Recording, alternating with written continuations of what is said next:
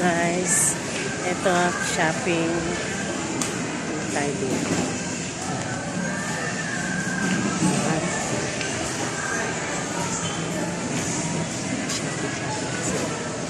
Isa lang naman to.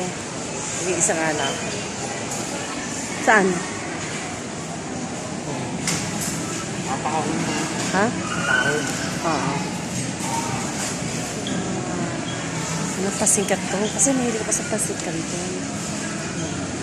Okay.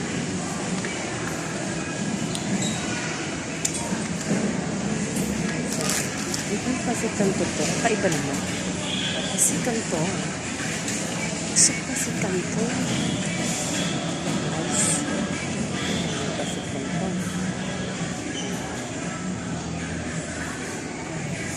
Gusto ko yung may kalamansi. Hanap tayo na may kalamansi.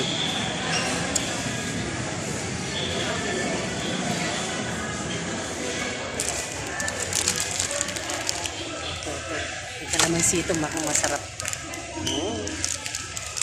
Ayoko na maanghang. Kasi pag sobra anghang, nasakit sa ira. Acidic pa ako.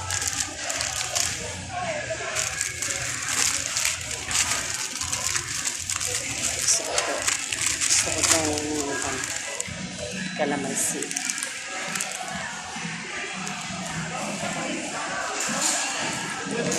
So, tatlo lang. Napakahon. Shopping guys. Pila na tayo sa counter. Napakasapan. Pila kasi.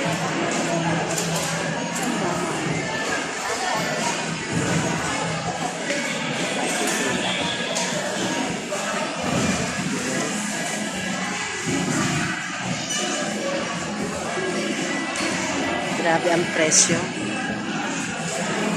Pero okay lang, na-enjoy naman.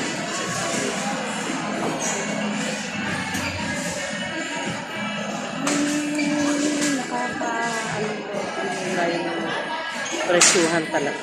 Nakanaitalas ng bili. Palagi iisipin mo na, ay, ang mahal, ang mahal. Hindi ka makakabili. Friends, totoo talaga. Kaya isipin mo na lang na, wala lang yung pera lang. Para makapamili ka. Pero kung isipin mo, ay, ang mahal, hindi ka makakapamili. Kasi ganun talaga lakaran, mahal ka gamili. Totoo. Lagi isipin mo, ay, ayoko, mahal. Wala kang mabibili kasi kahit saan ka pumunta, mahal. Dito tayo.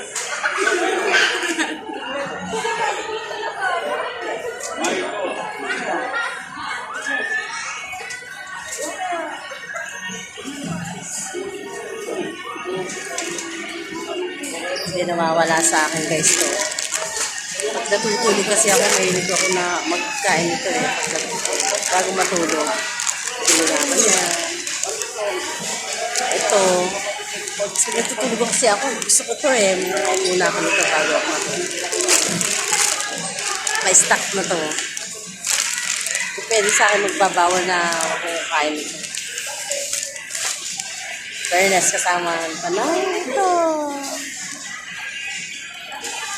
Ganyan ako eh, pagkakatapos kumain ng hapunan, kain muna ako ng mga ganito, saka ako nagpapaantok.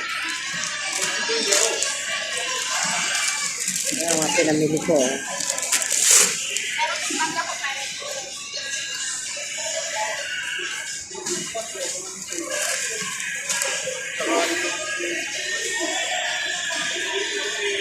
Magkaiba kasi kami nung ano. Ako kasi, kung meron lang naman talaga na pamili, mas mahilig ako mag-grocery. Hilig ko yan. Shopping.